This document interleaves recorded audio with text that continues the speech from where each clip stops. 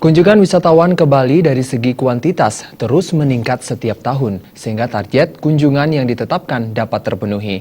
Namun tingginya tingkat kunjungan wisatawan tidak serta-merta meningkatkan kualitas pariwisata Bali.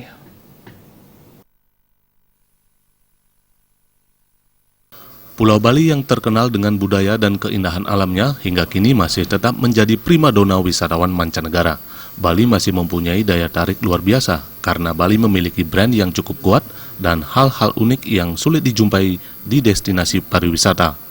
Pelaku pariwisata Agus Madyoga Iswara mengatakan tingginya tingkat kunjungan wisatawan ke Bali tidak otomatis meningkatkan kualitas pariwisata Bali. Beberapa indikator kurang berkualitasnya pariwisata Bali adalah berkurangnya masa tinggal atau length of stay dan belanja atau spending dari wisatawan, serta turunnya penerimaan dari average room rate atau tarif kamar rata-rata.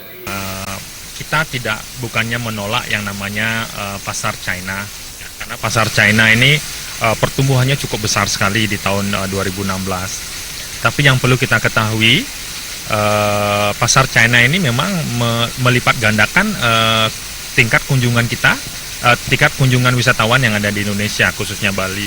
Karena dari length of stay mereka memang berbeda.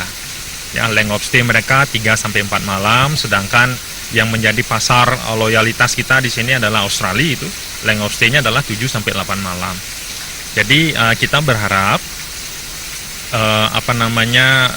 kita sekarang harus kembali fokus ya terhadap kualitas kedua yang bisa kita jadikan acuan. Contoh misalkan tingkat spending daripada tamu ya. Kemudian yang kedua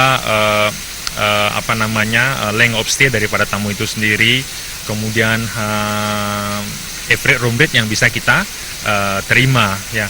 Nah, sekarang ini kalau kenyataannya memang average room rate kita turun. Ya, walaupun kita ada data yang menyatakan tingkat kunjungan itu tinggi. Yoga Iswara berharap kedepannya pemerintah lebih jeli dalam mengambil indikator dalam menentukan kualitas pariwisata. Agus Cahya, Bali TV.